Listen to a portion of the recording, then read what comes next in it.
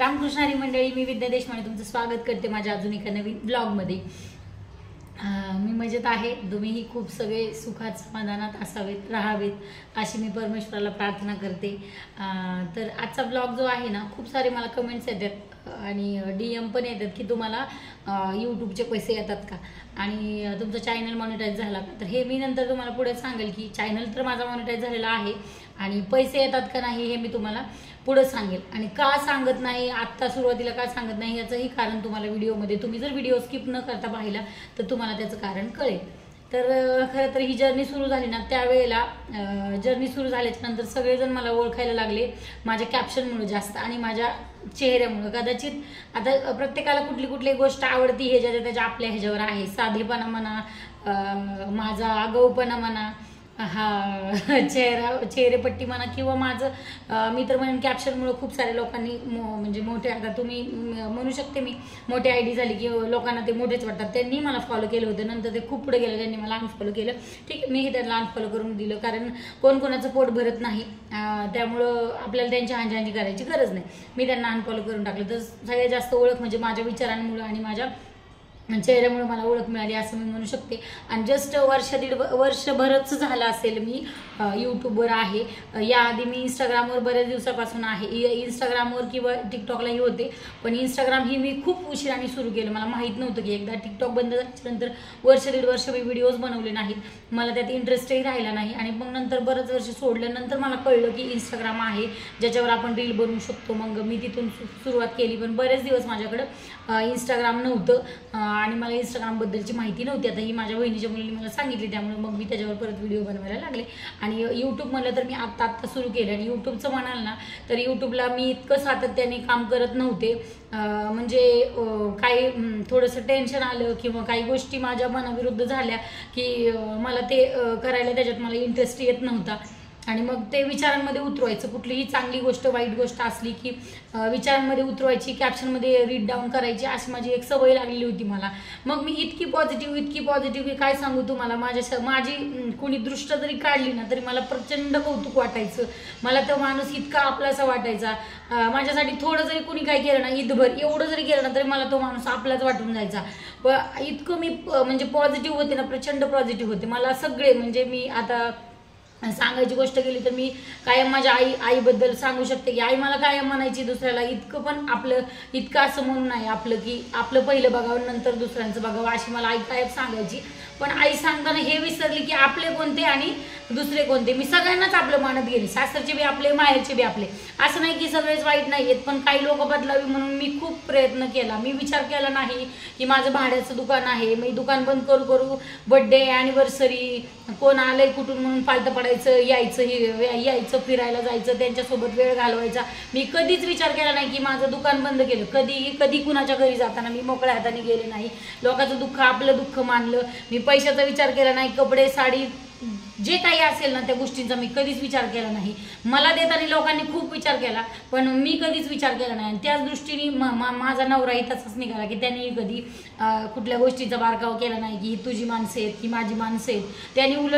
त्यांनी उलट मला प्रत्येक वेळेस असं सांगितलं होतं की काही लोकांविषयी ठराविक मला सांगितलं होतं की तू त्यांच्यामध्ये लई जाऊ नकोस, तुला त्याचा इम्पॅक्ट चांगला होणार नाही। आणि त्यांची गोष्ट कायम सगळी खरीच झाली, पण तेही इतके चांगले आहेत ना मित्र, म्हणजे इव्हन माझ्यापेक्षाही त्यांचा स्वभाव खूप चांगला आहे आणि तेही माझ्याच मोडमध्ये आहेत असं म्हटलं तरी चालेल। त्यांनाही समोरून इतकं असं आलं ना, म्हणजे त्यांनी जे दिलं ना त्यांच्या बदल्यात त्यांनाही तेच मिळालं असं नाही झालेलं। त्यामुळं मी काही लोक सासरची एक 4-5 जण आणि माहेरची 4-5 जण जर धरायला गेलं ना तर त्यांनी जे वागल्यात ना, त्यामुळे मी इतकी निगेटिव्हमध्ये गेले ना, इतकी निगेटिव्हमध्ये गेले की माझा चांगुलपणावरचा पूर्ण विश्वास उडाला। चांगुलपणा करायचा का नाही करायचा ह्याच्यावरचा माझा विश्वासच उडाला, करायचंच नाही। मग आता फक्त भगवद्गीता वाचायची, भगवद्गीतेत जे लिहिलंय ना तेच धरून चालायचं। नाही कोणाचे कोणी तुझे नव्हे रे कोणी, अंतीला जाशील एकला प्राण्या माझे म्हणून, कोणी कोणाचं नाही, हे सगळे स्वार्थी आहेत असं म्हटलं तरी चालेल। त्यामुळं आता व्हिडिओ आपण कंटिन्यू करू, पण भैयाला पहिलं जाऊ दे। कायम त्यांचं दुःख मी आणि मी इतकी अटॅच होऊन जायची ना सगळ्यांना की विचारच करत नव्हते की हे दुकान बंद केल्यावर माझं नुकसान होईल, परत जायचं म्हटलं की अजून इन्व्हेस्टमेंट आली, परत काय घ्यायचं म्हटलं की पैसे जातील. कधीच कधीच कधीच असला चीप विचार केला नाही. मी काय म्हणायची, ही लोक आहेत हीच आपली इस्टेट आहे, हीच आपली प्रॉपर्टी, मी असं कायम धरून चालायचे. पण त्याच्या बदल्यात मला काही इवन मी म्हणते देणे घेण्यापाशी काही नसतं. आई म्हणायची आणि माझा स्वतःचा पर्सनली अनुभव आहे की लोकांनी दिलेलं पुरत नसतं आणि त्या परमेश्वराने दिलेलं सरत नसतं. त्यामुळे आपण कष्ट करायचं आणि आपण मिळवलेल्या गोष्टीवर खूप म्हणजे खूप महत्त्व असतं. आपण मिळालेल्या गोष्टीचं खूप सारं महत्त्व असतं. हा व्हिडिओ कोणासाठीही नाही आहे, कोणी मनावर घेऊ नये. मी त्या लोकांपासून आपसूक दूर झालेले आहे. आता बोलायचं म्हणून बोलायचं, समोर आहेत म्हणून बोलायचं. आणि हो का, आता ज्या काही लोकांनी माझं मन दुखवलेलं आहे, सासरच्या किंवा माहेरच्या लोकांनी, तर त्यांनाही मी मेले तर 10 दिवस ते सुतक धरतील आणि माहेरची 3 दिवस सुतक धरतील. त्यामुळे आता त्यांना सोडून तर देणारी गोष्ट नाही आहे. आपल्याला तिरडीवर बसेपर्यंत ती लोक आपल्या सोबत राहणारच आहेत, समोर दिसणारच आहेत. त्यामुळं तोडायचं असं कोणाशी नाही. पण आता त्या पद्धतीत आपण परत जायचं नाही. त्यांनी जो स्वार्थ दाखवला ना, तो स्वार्थ आपल्याला, कदाचित मला स्वार्थीपणाने वागायला जमणार नाही, पण मी आता थोडंसं सांभाळून राहील की जेणेकरून आर्थिक नुकसान माझं झालं ना तरी चालेल, पण माझं मानसिक नुकसान नाही झालं पाहिजे. एवढी तरी माझी आता मी माझी स्वतःची सांभाळून राहील. कारण मला मानसिक नुकसान खूप झालेलं आहे यामुळं. आणि त्यामुळे मी खूप निगेटिव्हमध्ये गेले. मध्यंतरी मला खूप सारे कमेंट्स यायच्या की तुम्ही ताई तुम्ही खूप छान छान लिहित होता, आता तुम्ही निगेटिव्ह का असं बोलताय. तर हे काही लोकांच्या वागण्यामुळेच माझ्या विचारांमध्ये निगेटिव्हिटी आलेली आहे, पण ती मी पूर्ण काढून टाकलेली आहे. आणि खूप छान छान पेजला मी फॉलो केलं आहे. प्रेमानंद महाराजांना मी रोज ऐकते. त्यांच्या सांगितलेल्या सगळ्या गोष्टी मी सगळ्या जरी फॉलो करता नाही आलं ना तरी विचारांमध्ये आणते. आणि वरून अजून त्या लोकांनी चुकीचं वागून त्यांना अशी एक क्षणाची पण अशी वाटत नाही की आपलं चुकलेलं आहे. त्यांच्या स्टेटस आणि त्यांच्या स्टोरी आणि बापरे बापरे असलं बघून चक्कर येते चक्कर. मलाच असं कधी कधी वाटतं की मी सगळं चुकीचं वागले की काय माहित. त्यांच्या स्टोरी आणि ते त्यांचे स्टेटस बघून मी कधीही स्टेटस, कधीही स्टोरी कधीच कुणासाठी ठेवत नाही. कधीच मी आज तागायत शिवमच्या पप्पाचं माझं कधी वाद झाला ना तर फक्त इन्क्लूड करून मी त्यांना त्यांच्यापुरतंच ठेवत असते. पण आता तेही कसं आहे, खूप वर्षाचा आमचा संसार आहे आणि नवीन म्हणा किंवा काही गोष्टी पटत नसतात सांगितलेल्या, म्हणून त्यांनाही मी सांगितलेलं पटत नव्हतं, त्यामुळे आमच्यामध्ये वाद व्हायचे. पण आता त्यांनाही बाहेरच्या लोकांचा स्वभाव कळलेला आहे आणि मलाही त्यांनी तितकंच जाणून घेतलेलं आहे. त्यामुळं 0% छोटे मोठे वाद, मुलगा आहे घरात नवरा बायको, त्यामुळं छोटे मोठे वाद होतात. पण जे मोठे मोठे विवाद होते ते बंद झालेले आहेत. त्यामुळं ठेवलं तरी मी स्टेटस त्यांच्यासाठी त्यांच्यापुरतंच ठेवायचे आणि ते स्टेटस बघून लगेच रिप्लाय वगैरे करायचे, मी काढून टाकायचे. पण मी कधी स्टेटस ठेवत नाही, कारण ज्या लोकांना जिवंत भावना कळल्या नाही, आपल्या माणसांच्या, आपल्याला जिवंत हाडामासाच्या लोकांनी जीव लावला, त्यांनी आपल्यासाठी इतकं काही केलं, त्या भावना कळल्या नाहीत त्या लोकांना. त्यांना 15 सेकंदाचं 30 सेकंदाचं स्टेटस काय कळणार आहे, बरोबर आहे की नाही. त्यामुळे मी स्टेटस कधी ठेवत नाही. आणि खरं सांगायचं म्हटलं तर मला असं वाटतं की मी बोपडीलाच खरंच खूप छान होते. तिथं लांब होते सगळ्यांपासून, असं जवळ असं कोण नव्हतं असं मला तरी वाटते. लांब असल्यामुळं खरं असं इथं कोण जवळ आहे असं म्हणायला यायचं नाही, पण मला ते बरं वाटत होतं असं की एक नाम केशव, कोणाचं काही नव्हतं असं. मला तरी असं वाटतं ते लाईफ माझी ती चांगली होती. पण प्रत्येकाला असंच वाटतं. त्याआधी मी हडपसरला होते, तिथं गेल्यावर मला असं वाटायचं की ती माझी लाईफ चांगली होती. आता इथं आले तर मला असं वाटतं की बोपडीची लाईफ चांगली होती. आणि आता कदाचित इथून तिथं राहायला गेल्यावर मला असं वाटेल की इथली लाईफ चांगली होती तिथली, कारण माणूस कधी समाधानी राहू शकत, समाधानी राहतच नाही माणूस.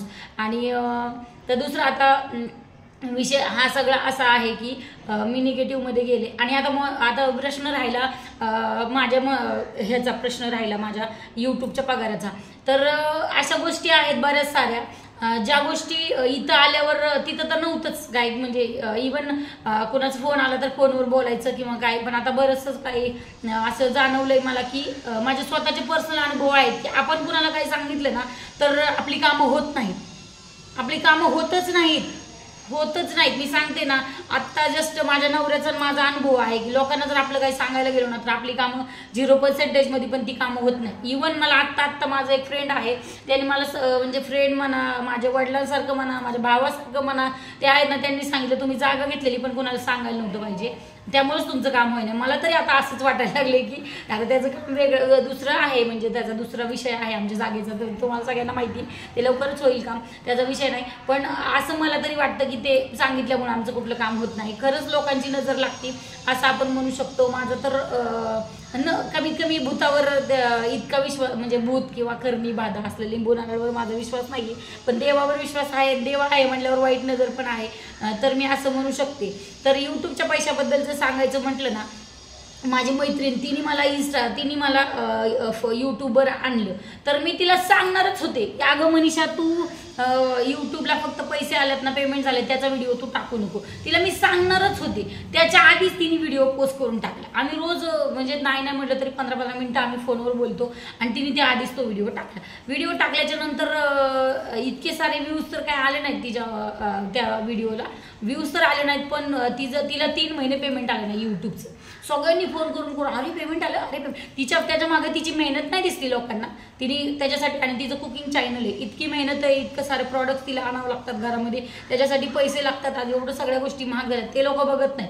मग ती सांगितल्यामुळं तिला, मी तर असंच म्हणेन की तिला कोणाची नजरच लागली. तिला 3-4 महिने पगारच आला नाही. आता तिचं चॅनल जोरात चाललेलं आहे, त्यामुळे तिला विषयच नाही आहे की पेमेंट येते, चालू आहे तिला पेमेंट, असं तर मी सांगू शकते. पण माझं चॅनल मॉनिटाईज झालेलं आहे आणि मला पण यूट्यूबचं पेमेंट चालू आहे, असं मी तुम्हाला सांगते. पण किती आहे, काय आहे, हे मी कधीच सांगणार नाही. इव्हन अजून नवीन झालं ना, त्याच्यात झालं ना, तरी मी तुम्हाला सांगणार नाही. कारण हे आता यूट्यूबला म्हणा किंवा कोणाला जे बघणारे आहेत ते आपलेच आहेत, जवळचे आहेत, लांबचे आहेत, सगळेच आहेत. मी तर म्हणेल की मी कधीच सांगणार नाही. आणि तुम्ही फक्त, तुम्ही जे चांगले लोक आहात ना, पॉझिटिव्ह आहात, त्यांनी फक्त, मी तुमच्यासाठी हा व्हिडिओ बनवला की मला जे इव्हन कुठं कामाला गेल्यावर जेवढे पैसे मिळतात ना, तेवढे तरी मला महिन्याला पैसे मिळतात. इतक्यात मी समाधानी आहे की मी जे काही करते ना त्यात समाधानी आहे, इतके मला पैसे मिळतात. तुम्ही यूट्यूब चॅनल स्टार्ट करा, मेहनत आहे त्याच्यामध्ये खूप सारी, आणि पैसेही मिळतात. बघा, कुठलंही काम केलं ना तर पैसे मिळतातच.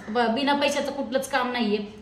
मी तर सर्रास आता धुणं भांडी करायला बायका जातात, 900-1000 रुपये महिनाभर भांडी घासतात, त्यावेळी त्यांना 1000 रुपये भेटतात रोजचे. मग रोजचे पैसे किती धरा, मग मेहनत थोडी त्यांना पण काही, हे घर झालं, ते घर झालं, ते घर झालं, ते घर झालं की प्रत्येकाला काम आहे. प्रत्येकाला फक्त लेवल आहे की ज्याची त्याची, कोणाला लाख रुपये पगार आहे, कोणाला 10,000 रुपये पगार आहे, कोणाला त्यापेक्षा कमी पगार आहे, आणि जे ते आपल्या आपल्या पद्धतीने कमवतं. तर मीही माझ्या पद्धतीने, मग मी तर समाधानी आहे, सॅटिस्फॅक्शन आहे मला ह्याच्यामध्ये. पण मी किती आहे हे मी तुम्हाला सांगू शकत नाही, कारण मला तरी असं वाटतं की बऱ्याच गोष्टी आहेत की मी ते आपले म्हणून त्याला सांगितले आणि ते काम झालंच नाही, ते काम बंदच झालं. असं खूप सारी कामं होती. माझं आता ते कंपनीचं नाव नको सांगायला, ते काम करत होते, ते पण माझं बंद झालं. त्यानंतर अजून एक काम मी करत होते, ते पण मी तुम्हाला सांगू शकत नाही, ते पण काम करत होते, ते पण काम माझं बंद झालं. त्यामुळं मी आता तरी कुणाला अमाऊंट सांगू शकत नाही. त्यासाठी मला तुम्ही क्षमा करा. व्हिडिओ तुम्ही बघत राहा, व्हिडिओला खूप सारं प्रेम द्या, आणि म्हणजे मेन म्हणजे चॅनलला सबस्क्राईब केलं नसेल तर चॅनलला सबस्क्राईब करा. काही चुकत असेल माझं तर कमेंटमध्ये नक्की सांगा. आणि अजून काय बोलणार आहे, तुम्हाला खूप सारा सपोर्ट करा. आणि यानंतरचा जो ब्लॉग येईल ना, मला कुणी मदत केली नाही त्याच्यावर व्हिडिओ नक्की येईल. मी कोणाचं नाव पण सांगू शकते, मी आपल्याला काही कोणाची भीती नाही आली, पण त्याच्यावर उद्याचा व्हिडिओ नक्की येईल. उद्याचा व्हिडिओ बघायलाही तुम्ही विसरू नका. चॅनलला सबस्क्राईब करा, आणि तुम्ही सगळे आनंदात सुखात राहा, आणि लोकांचं चांगलं व्हावं ही इच्छा मनात ठेवा, आणि चांगली भावना ठेवा. कारण आपण काहीच घेऊन जात नाही समोर जाताना सोबत, काहीच नाही.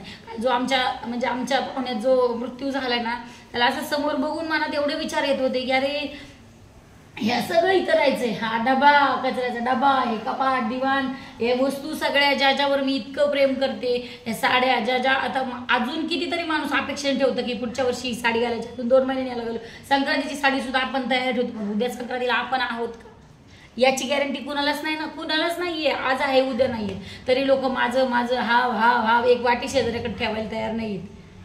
आहे की नाही सांगा. मी तर प्रत्येक गोष्ट घेतल्यावर विचार करते की ही वस्तू आपण जाणार आहोत, पण हे इथंच राहणार आहे, कोणी कोणाच्या मागे येत नाही. त्यामुळं होईल तेवढं प्रेमाने राहा, सगळ्यांशी चांगलं राहायचा प्रयत्न करा.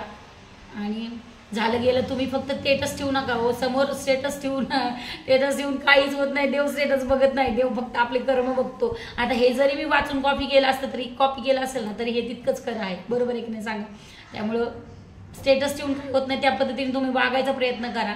आणि कर्म सगळ्यांचेच बघतोय देव, तुमचे माझे किंवा तुमचेच नाही, सगळ्यांचेच कर्म देव बघतोय. त्यामुळे त्याच्याकडे सगळ्याचा न्याय आहे, कोण चुकले आणि कोण बरोबर आहे याचा न्याय तो करणार आहे.